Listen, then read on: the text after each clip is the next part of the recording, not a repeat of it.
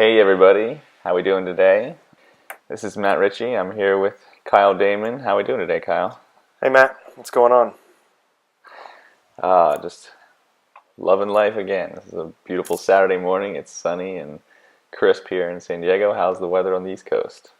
It's a little slippery outside. We got some freezing rain, but it makes walking interesting. So I look forward to the challenge. Yeah, it's keeping you on your toes, Yep. literally. Yep.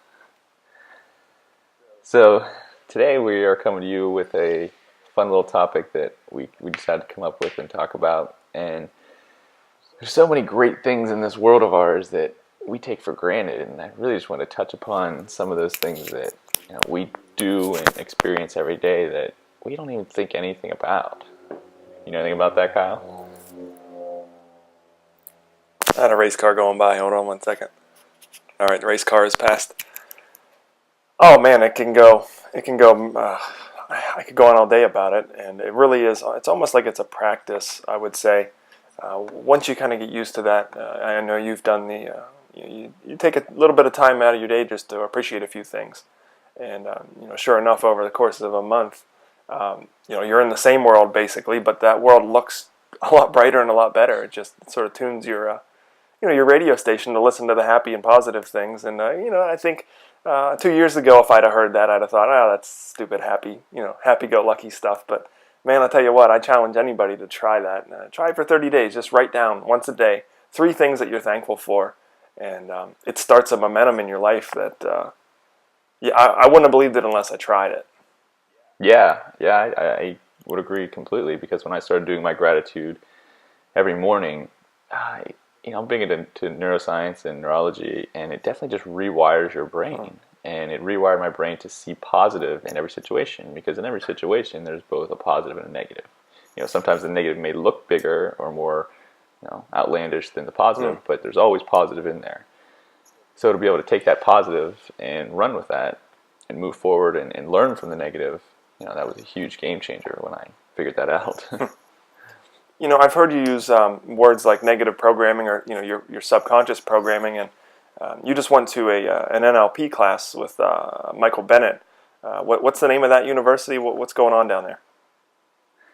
Yeah, Bennett Stellar University. It's actually just a traveling university. They go from city to city, and Michael's been doing NLP for 20 plus years, and the guy's just really, really good.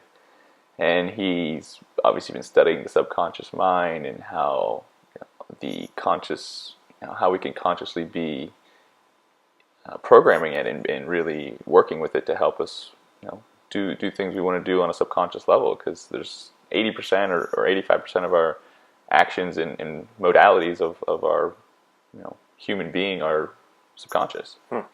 So when we're able to program those to do things we want to do and react the way we want to react, then we can have results that we want to have without consciously even doing them, which is pretty cool.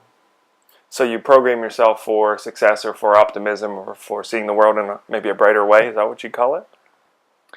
Yeah, you could say that. I mean, I always had a negative view of hypnosis and things like that, but it really can go either way. Like I say, there's positive and negative and everything, and the positive of that is you could basically, quote unquote, hypnotize certain things in you that are good. I could, the brain is a stimulus response, so whatever the stimulus is, I can program whatever response I want to have. So you see these hypnosis people get on stage and cluck like a chicken when they tell them, and do funny stuff. Well, it works the same way. If I say, whenever someone says something negative, I just want to smile and not respond, or not buy into that bait that they're setting out there, or anything really. It could be any stimulus that you have, that you think you have a negative response, or that you have a response that is not serving you. Yeah. You can switch. You can really change that response to whatever you want to, however you want to really be and act. And then eventually, like say, it becomes a habit or just a way of being for you, and you don't even think about it. It's just subconsciously the way you are. Yeah, it sounds like a powerful tool, and trying to, or adapting to an environment where maybe some of our listeners out there, maybe their family that they're around, or the people they work with, may not be the most positive of people. And I've been in places like that in my life where my work environment, my coworkers weren't exactly positive by any stretch of the imagination, and the ability to almost to not react whenever you're faced with a negative a negative response from somebody, to almost neutralize that, and just to kind of see it for the almost like the joke that it is, because it's life's too short to get that upset about anything, and it's always been a powerful tool, or something that I've learned in the last few years, and another thing that's been very transformative. Yeah, and I think the biggest thing you got to remember is that in a conversation such as that, you're not going to change anyone. You're not going to they're going to hear my opinion, they're just going to change their mind. Like, that just doesn't happen. Change comes from within. So unless they're coming to you asking you a question and inquiring about something, I don't usually go into it with people, just because you're not going to, anything I say is not going to change them, and I'm okay with that. I'm not here to change people. If people have questions, or want to see what I'm doing, if they see I have certain reactions or ways of being, like, man, how do you do that? And I can go into it, but in general, I don't just go around saying things like that to people, because they're just they look at you like you're crazy, which I'm all right with, or B, they just think that guy's an idiot, he's trying to change me, or he has all these negative programs they're running. So it's a bit like trying to reason with a drunk person. It's just not compatible, right? Yeah, there's a lot of good analogies with that, but just thinking about things we take for granted, this is what we have right now. I mean, we are 2,500 miles away, connected via video, audio, through these little particles in the air that connect us, and that to me is something that's pretty damn amazing, that we take for granted every day. Yeah, it's the speed of light. I mean, we're talking one side of the country to the next, and it all comes together into one audio like this, and it's instantaneous. I mean, there's no lag. There's no, back in the day when you did long distance calling or overseas calling, there was lag time, 3, 4, 5 seconds maybe. But I mean, this is just instantaneous, beautiful magic right here that we take for granted. And you and I use it with customers and clients and people to talk on Skype and any kind of video chatting all the time. Yeah. And I take it for granted. So that's why when I came up with the topic for today, I was doing a gratitude session. I was like, there's so many things to be grateful for that we just completely take for granted. And I know that you came up with a funny one. You were talking about, is it C.K. Lewis? Yeah, I'm going to post that in the links below, so make sure you check that out. Yeah, I mean, C.K. Lewis, he's a good comedian for anyone who's never heard of him.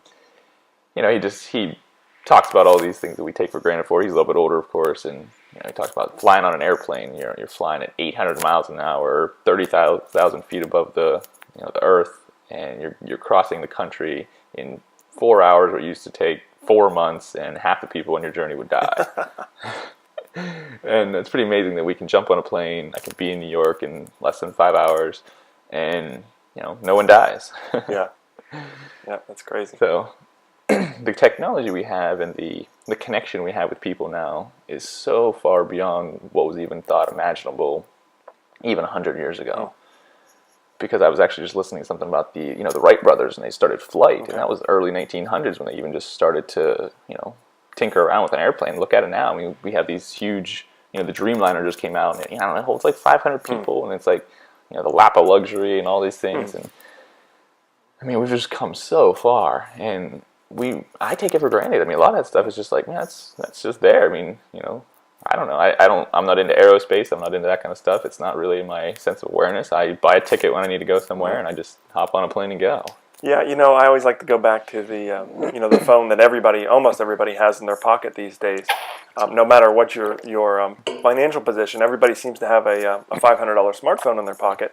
I'm not quite sure how that works, but that's sort of a cultural norm these days. I mean, it's almost your God-given right that you have a smartphone in your pocket, and that's incredible on a lot of levels. But that phone has multiple times the computing power that the Apollo lunar landers had when those astronauts, they were basically flying to the moon on a computer the size of a wristwatch that couldn't calculate very much compared to what our phones have these days, and that's a scary proposition if you ask me. Yeah, I'm much more comfortable using my smartphone for whatever I need to do, let alone to shoot off in outer space with it. So I saw an interesting graphic the other day, and this is just sort of a frame of reference for numbers, because we hear all these big numbers, billions, trillions, and stuff like that. And it said, just to put it in perspective, roughly the Earth is 46. I think it's 46 I don't know, is it 4 billion years old or 46 billion years It old? might be 46. I'm not that good with I think numbers. it's 46. Okay. Yeah, I think it's 46 billion years old, and you break that down to 46 years, just for reference. Say if the Earth's been around 46 years, humans have only been around for 4 hours, Oh man. and the culture or the Industrial Revolution we started has only been around for 1 minute. Wow. So to put that in perspective, we've done all this in a sense of huge, like, if we talk about exponential growth, I mean, this is a part of exponential growth that we don't even think about. It just seems so normal to us that 1 minute of the time the Earth's been around. But on the flip side of that, the negative is we've used 50% of our natural resources of the entire Earth in that 1 minute. Yeah. So when you think about 46 years, say you're 46 years old, in 1 minute, you use half of your energy for your entire being. That's a pretty big chunk. Yeah, that's amazing. Putting things down into simple numbers like that always seems to have a profound effect, right? Yeah, because I hear the word billion and trillion all the time, but I'm a pretty good numbers guy, but it just does not resonate the way it should be. And I know that's the way it is a lot of Americans, and it's just people in general, just because the mind doesn't really fathom a billion. You've never seen $1 billion in front of you. Yeah. You've probably never seen a billion anything other than air molecules, which you can't really see. Yeah, that's funny. And that goes into another really great paradox we have in our world, and that's nature. The way that nature works harmoniously when we leave it be and don't interfere. The ecosystem, the give and take symbiotic relationship that everything has with one another is pretty beautiful and amazing if you sit back and look at it. Yeah, I'm not going to say what the intelligence is. Who knows what it is? And I guess different people argue from different camps. But there's an organizational process to it all that it's been around, like you said, a lot longer than humans have been here, and it works. And the only thing we can do usually is get in the way. I think it's important to again, that comes back to appreciation for the actual order that even our solar system. I've heard before that if the Earth was a few feet or not a few feet, but a few miles away from where it is now, or further or closer from the sun, life just wouldn't be habitable for humans and a lot of the animals that are currently here. It's pretty amazing, I think. Yeah, that's pretty. I remember learning that as a kid. We're in a perfect space at the perfect time. Rotating at a perfect angle, and there's all these things that we completely take for granted. I mean, you talk about taking for granted. Look up in the night sky sometime and see all those glowing dots out there, and just think about, they're billions of miles away. There's right? a billion again, right? Yeah, and you can't even fathom that. You can't fathom traveling at the speed of light and taking 100 million light years to get somewhere, and you're like, that doesn't even compute. I mean, that's not even in our realm of thinking. Did you happen to see the astronaut video that I posted this week? It's a 20-minute documentary. I didn't. Okay. I saw it. I did not watch it. I'll put that also in the links below. You guys got to check this out. It is it interviews astronauts that have basically been out to space and back, and the concept of seeing the Earth from space is and has been consistently as these astronauts have experienced it, has been a very profound experience for them, and many of them talk about it being a life-changing experience too. We think about our little problems of traffic or your car breaking down, or this relationship problems that you have, and then all of a sudden you see the Earth from up in outer space, and you're like, wow. It sort of puts things into perspective as far as problems go, but yeah, I've heard that before, where I've heard or read interviews with some of the astronauts that had profoundly life-changing experiences from seeing the Earth from a perspective of outer space. And I say that's one of the things I can't even hardly fathom either, just because we've not been there, not experienced it. But I'm sure it has some sort of profound effect on your existence on this, as a tiny being on this huge planet that you can see in your rearview mirror right now. Yeah. And that would be. I mean, obviously, space flight is one of my side. I don't want to say passions, but it's something that I would do in the future, and I think that's going to be actually available once we get a little bit older. I think Richard Branson and Elon Musk, those guys are pioneering the way for space travel for what we call regular people. Yeah. Right now, it's really only available to people with lots and lots and lots of money. I think it's like $500,000 just for for a quick shot up into the atmosphere and back. Oh, okay. On the Branson machine, what's that thing called? What do they call it? No, SpaceX is Elon Musk's. Virgin Galactic, I think is what it's called. Okay. Is what Richard's program Gotcha. is. But they're doing some breaking the barriers of what we consider normal and feasible, if you will. Yeah. Well, you think about those guys are, what, 40, 50 years old-ish? Maybe even a little older? Oh, Branson's in his mid-50s by now. Elon Musk's actually pretty young. He's probably in his early 40s. He started PayPal and sold that to eBay for tons of money. Oh. And then he started another company and sold it to, shoot, that's slipping my mind right now, but he's obviously the owner of Tesla Motors as well, with the all-electric cars. He's a guy that really thinks outside the box. That's why I really respect and admire what he does.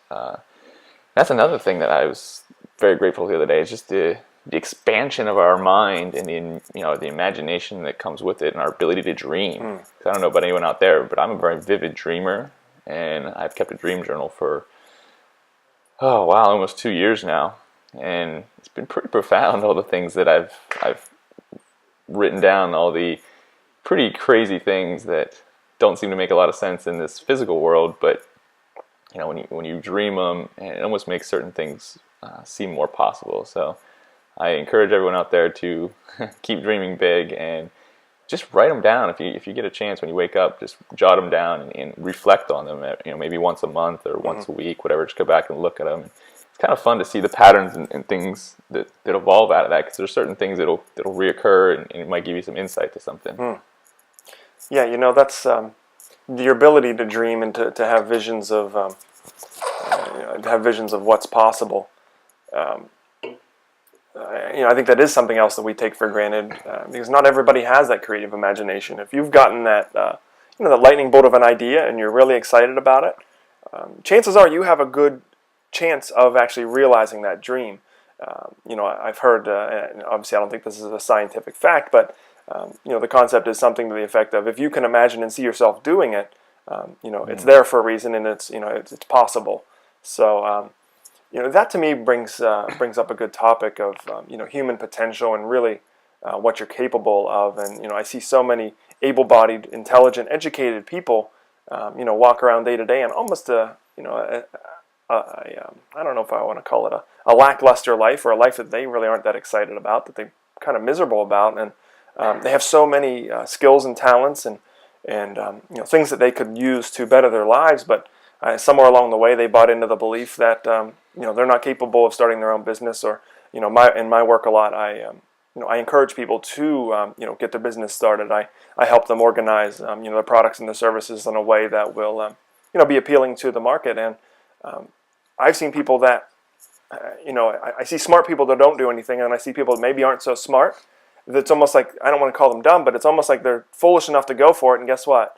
It works out for them, and they're a lot less smart than some people, if you know what I mean there. And I just see so many intelligent people not putting their talents to use. Able-bodied, healthy people. If you're not in a hospital bed, sick with whatever debilitating disease, you have a lot of power that you're not giving yourself credit for.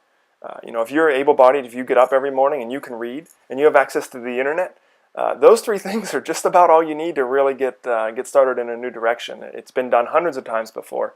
People have started with far less than what you have right now, and have created incredible things. And I think that if there's anything we do in these next couple years, the next 50 years, is to help people unleash their potential by realizing what power they really do have. Yeah. Of all the things we take for granted, our physical body, our mental mind, and our spiritual connection may be the biggest, because we are hugely, hugely powerful. And people talk about they only use 20% of their brain, or whatever that statistic is. But I feel like we only use 5% of our potential. Yeah. Because you look at what we think these masters do, or these people who do great things. They're absolutely no different than us. And they'll tell you that too, but people don't seem to believe it. Yeah, but you can't. It's almost like the billion thing. Unless you've physically dunked a basketball, or created a science problem that no one else has figured out, it's just really hard to believe that you are capable of doing something to that level if you've never done it. Yeah. And we talked about the imagination of the mind, and it's the two-way street. It's negative and positive. Where it's positive, where it can dream up these huge things, but it's also negative, where it can trap you in your own mind and talk you out of doing anything or anything you put your mind to.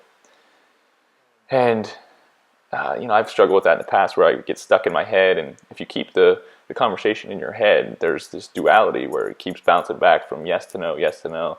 You can do it to you can't do it, and I think that exists within all of us. So whenever you get stuck in that, I always take that idea and drop it into my body and drop it into my heart, and really get a good read on if I feel I can do it. If my heart believes I can do it, then I can do it. And the head may have conflicting ideas. Oh, you can do that, or now you can't do that. And I feel like that's been portrayed in movies ever since I was growing up. You have the little devil on one side, and you have the little angel on the other, right? And I always thought that was kind of weird as a kid. I'm like, what is that? I don't get that. But looking back, I actually do. We have these these cheerleaders in our head saying, yeah, look at this, you could do that. And then this cynical old man saying, oh, don't do that. That's a waste of your time. They're gonna make fun of you. They're gonna judge you, and you're not good enough for that. Yeah. And it's really funny to feel the dance. Once you're aware of that dance, for a long time I wasn't even aware that was really going on. To be honest, it would just sort of happen, and depending on how strongly I wanted to do it, if I did it or not. And generally, it was a no, because big ideas are pretty scary, and we go back to that subconscious thing. Our subconscious, our mind, its main task is to just keep us safe, and it doesn't have any agenda. It's nothing like that. It's not like it doesn't want you to succeed like that, but it just wants to keep you safe and comfortable, and it seeks pleasure. So anywhere it can be safe and have pleasure, it's drawn to. So if it's not starting that big business and putting your family and money on the line, well, that's what it wants to do, because it's safe here working a 9-to-5 and just collecting a paycheck and existing. It doesn't care about hopes and dreams. It just wants to keep you safe. So when you only listen to your mind, you can get in trouble just for safety's sake. And we look at entrepreneurs as these big, huge risk takers, but in reality, when you have all the tools and you have the mindset and the believingness that you're going to do it, it's not as big of a risk as you may think. Yeah. People have these ideas that all these entrepreneurs fail and whatever. Well, most entrepreneurs that fail go in with the mindset, they're just not prepared for business in so many aspects, whether it be the business aspect of it or the mental aspect of it. And people often neglect the mental aspect of it because they just don't know anything about it. They've never run a business, or they've never really done anything that was that challenging in their life before, and they're just not prepared for it. And their mind and physical, their spirit is just not equipped to handle that kind of task. So the more prepared you can make yourself for that, along with obviously great ideas and business execution. Most businesses that fail, it's not because of business ideas. It's because the economy. Or the economy or anything like that. Yeah, especially when you're an entrepreneur and you are the lifeblood of your business. What do you think the biggest asset is? Is you and your your mindset and everything that you bring to the table. So working on yourself is probably the best thing you can possibly do if you're a business owner. Yeah, the concept, it's sort of a paradox, is that people think that getting a 9-to-5 job for some corporation is safe, and that you can sort of nest in with a company and ride out your working career at a place that it might not be fulfilling, but you got that secure paycheck, and you can go down to any bar in any town and see these people that have money. They have a steady paycheck and a job they can go to, but they pretty much are miserable. They don't really like their lives, and what's that sacrifice really when you think about it? And we were talking earlier about technology and how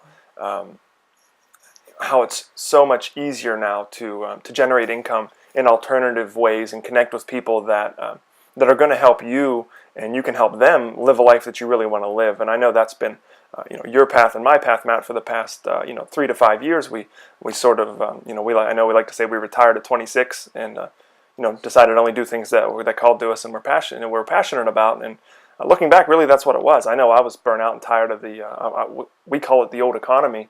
And Matt, I don't know if you have anything you want to add to that.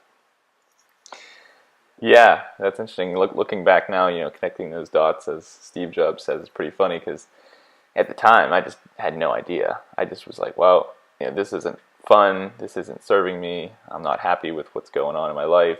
You know, and you talk about calling it being retired. At the time, I didn't think of it as being retired. I just thought of it as being, in the unknown and scared in a Mm-hmm. sense. But just knowing that it was the right thing because whatever I was doing right now was not the right thing. So this is something new. It's at least something different from what I already know is not right. Mm. And sometimes just going out into that unknown, I mean, it's obviously very scary, but it's just doing something like that is, something to break your cycle of whatever your normal is. Because if you think you're going to get something different doing the same things you've always done, it's just, that's not going to happen. Mm. I mean, I know they call that the definition of insanity, but, uh, I realized that I didn't really want to live the life I was living, and moving forward, I want to do something different. So this is what different looked like, and it's been one hell of a ride. So it's been definitely worth the leap, if you will, to jump out of that normal safe, safe in my mind. I knew, it wasn't where I wanted to be, but you just get that comfort zone of what you know, and like I say, the mind doesn't like change because it doesn't see the safety in it. Mm-hmm.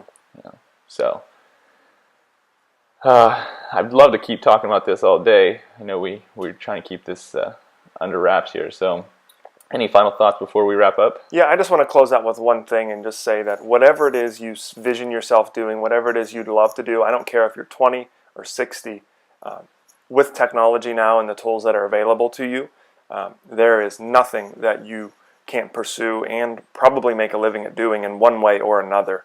You might, let's say you're 40 and you want to be a pro quarterback. Well, you might not be able to do that per se particularly, but you can, enjoy a life and a career in, some sort of sporting field, or, even in the football industry in some way. With creativity and the power of friends and mastermind people around you that are all cheering for you and helping you make the connections that you need.